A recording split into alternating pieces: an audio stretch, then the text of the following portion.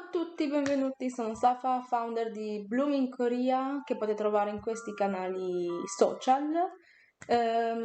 Questo è un nuovo progetto, un nuovo spazio in cui io potrò parlare appunto della Corea e di tutto ciò che riguarda la cultura, storia coreana.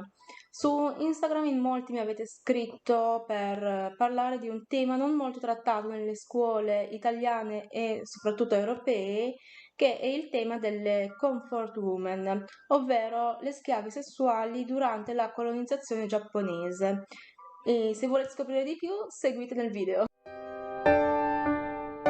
Capire quando la colonizzazione giapponese ebbe inizio. La colonizzazione giapponese ebbe inizio verso la fine dell'Ottocento, negli inizi del Novecento, in cui l'imperatore appunto giapponese decide di sottomettere tutti i paesi sudasiatici per ingrandire appunto il suo territorio, in quanto il Giappone era un territorio molto piccolo e non aveva molte terre. L'annessione giapponese della Corea avvenne effettivamente ufficialmente nel 1910 e continuò a far parte dell'impero giapponese fino alla fine della seconda guerra mondiale, quindi fino al 1945. Al fine di stabilire un controllo totale sulla Corea, ci fu una guerra culturale coreana. Le scuole e le università non potevano più insegnare coreano o la cultura coreana, vennero imposti i nomi giapponesi sui coreani, perché se non avevi ad esempio, se non avevi un nome giapponese non potevi avere accesso all'istruzione, al cibo, al registro familiare, una cosa molto importante. E anche i luoghi pubblici quindi adottarono il giapponese come lingua ufficiale. Divenne un crimine insegnare quindi da testi non giapponesi e non approvati dalle autorità giapponesi. Furono bruciati circa 200.000 documenti storici coreani, spazzando via la memoria storica della Corea. Durante questo periodo circa 725.000 lavoratori coreani furono spediti in Giappone o nelle altre aree annesse giapponesi per lavorare. Furono spediti principalmente per lavorare pagati, ma la realtà è tutta un'altra. All'apice della seconda guerra mondiale questi bordelli divennero famosissimi mondialmente e quindi l'imperatore Hirohito era preoccupato per l'impatto culturale dell'immagine del Giappone e quindi obbligò ai militari, all'esercito di espandere le cosiddette stazioni di conforto nel tentativo di prevenire ulteriori atrocità. Come dicevo prima, queste donne venivano reclutate per i bordelli, che equivaleva a dire rapirle o costringerle. Le donne venivano radunate poi per le strade dei territori occupati dai giapponesi e convinte a recarsi in quelle che pensavano fossero unità di cura o posti di lavoro, venivano acquistate da diversi padroni come servi a contratto. Dare donne per i bordelli equivaleva a rapirle o costringerle.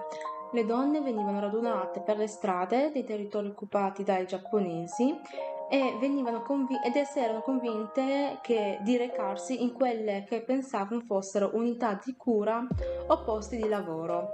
Venivano vendute dai propri genitori come serve a contratto per altre famiglie.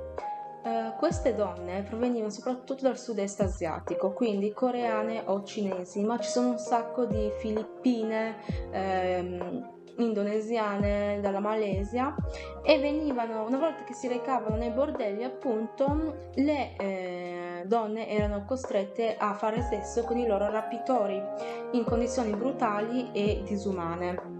Sebbene l'esperienza di ogni donna sia stata diversa, le loro storie condividono molte similitudini: stupri ripetuti che sono aumentate prima delle battaglie, dolore fisico agonizzante, gravidanze non volute e che molto spesso venivano portate a termine in modi atroci e condizioni desolanti. Una di queste vittime appunto è Hyok-son, La signora I visse a Daegu quando, sotto l'occupazione giapponese tra gli anni 40.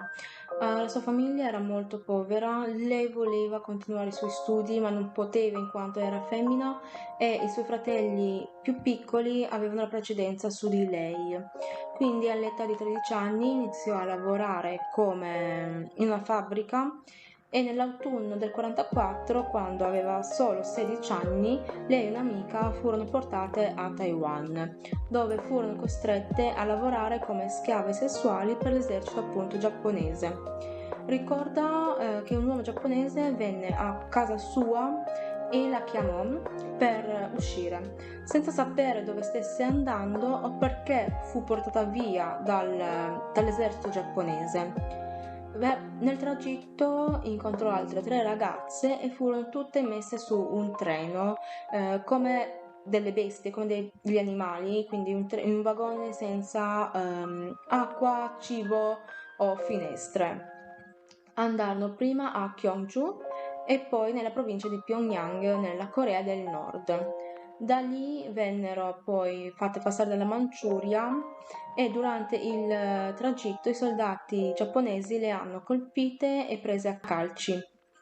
E lei molto spesso ha perso coscienza.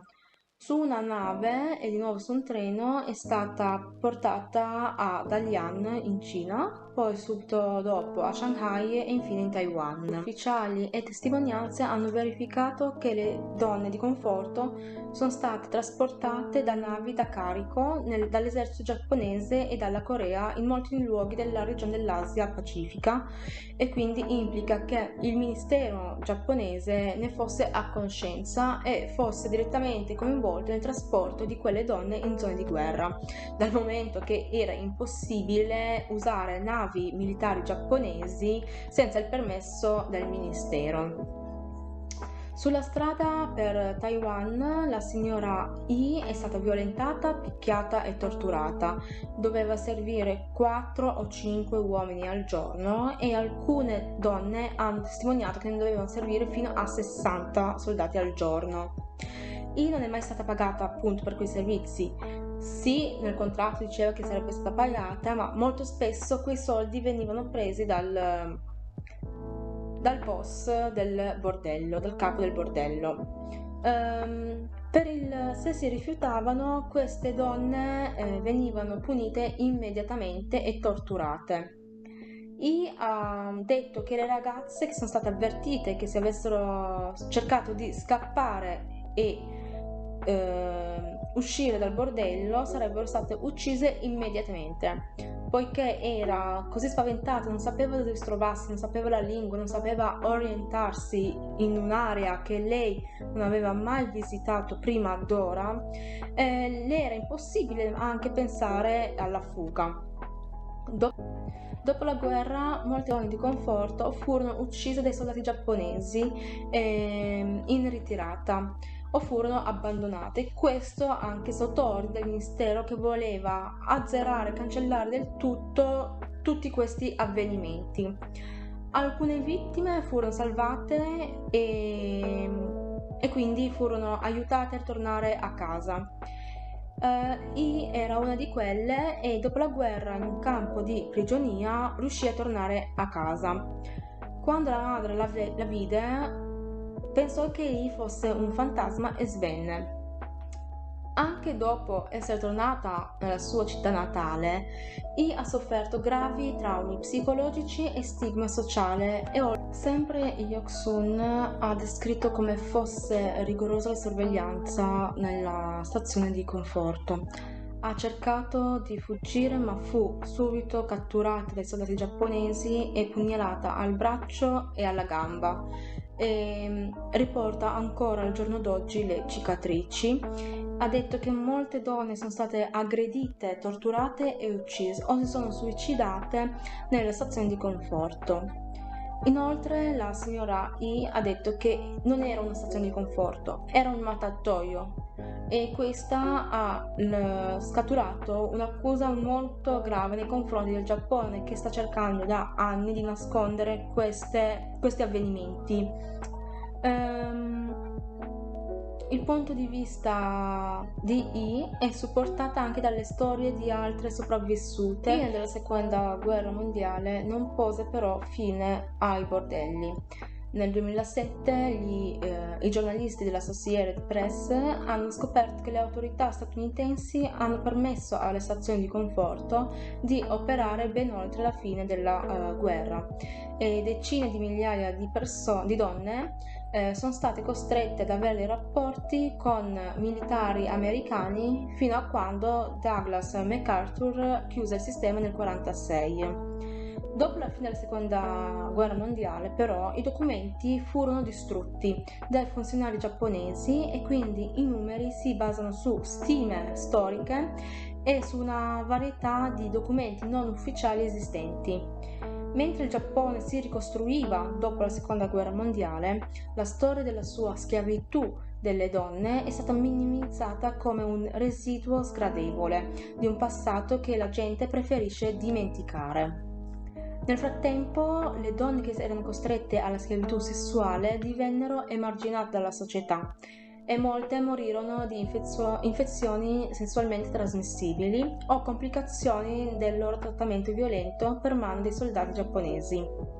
Per decenni la storia delle donne di conforto è passata inosservata, fin quando il Giappone decise di rendere un luogo, un campo di concentramento, come nominarlo patrimonio UNESCO.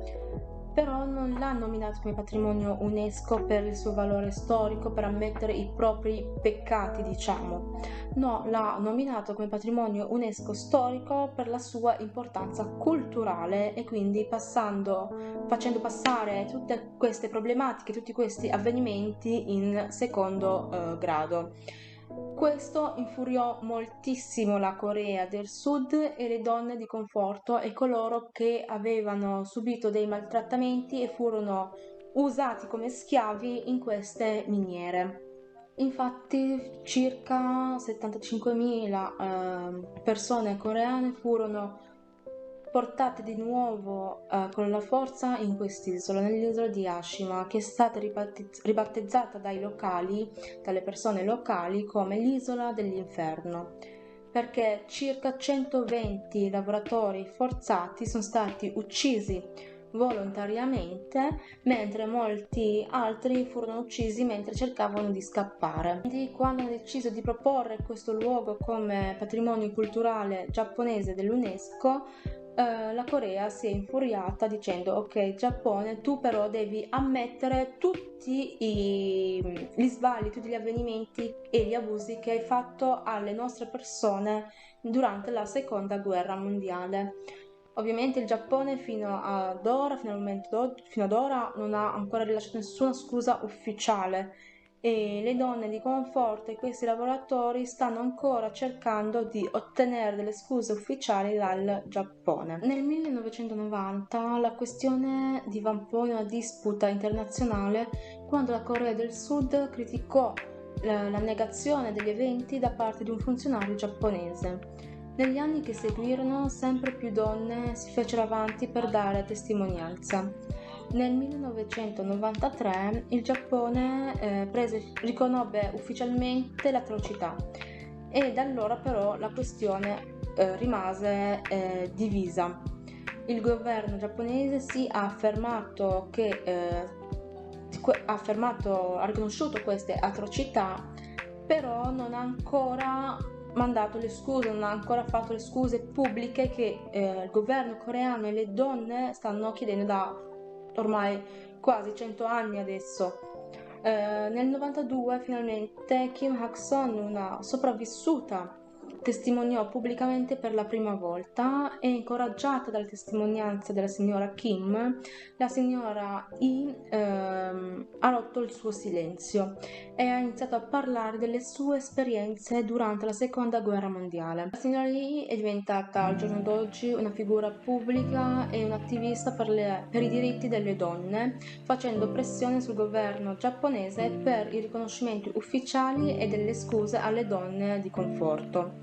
Ha partecipato a numerose conferenze internazionali e è riuscita a portare il suo caso anche al Congresso degli Stati Uniti, in cui ha presentato la sua ed ha accusato il Giappone che promuoveva questi bordelli.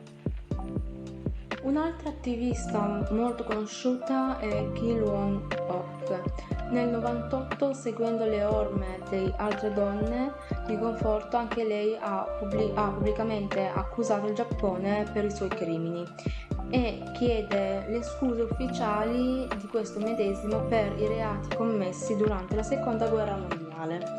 Dopo che Gil si è pubblicamente espressa contro i crimini violenti, essa ha promesso di dedicare il resto della sua vita a chiedere e a pretendere le scuse ufficiali dal Giappone, poiché non sono riusciti ad assumersi le responsabilità per i crimini commessi durante la Seconda Guerra Mondiale.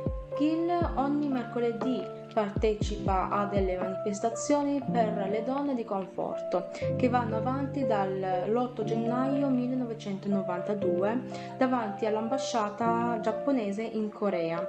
E oltre alle proteste, la signora Gil partecipa anche a dei seminari in cui condivide la sua storia e pretende le scuse ufficiali dal Giappone. Gil ha iniziato anche una petizione da 100 milioni di firme, dove l'obiettivo era quello appunto di raccogliere 100 milioni di firme per chiedere un risarcimento per le donne di conforto.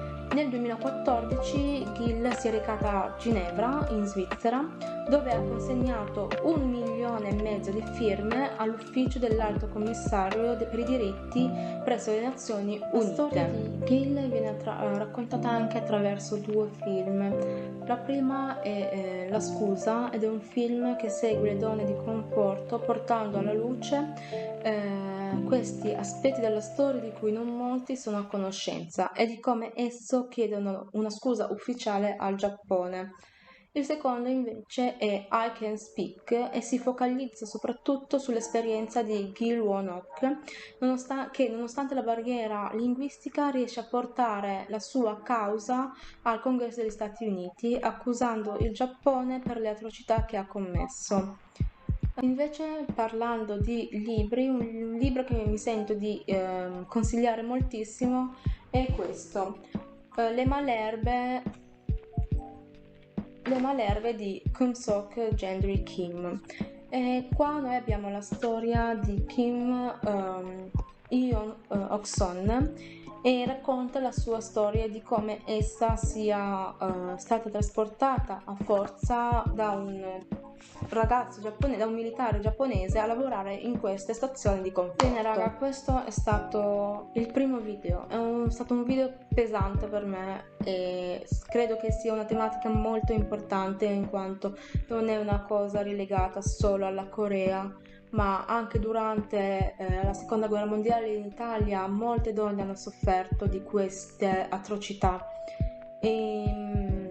Fatemi sapere se volete altri video di questo genere, storici, che parlano di storie non molto conosciute qua in Italia o in Europa, e non dimenticatevi di iscrivervi al canale, di mettere mi piace e di seguirmi nei miei canali social. Ciao!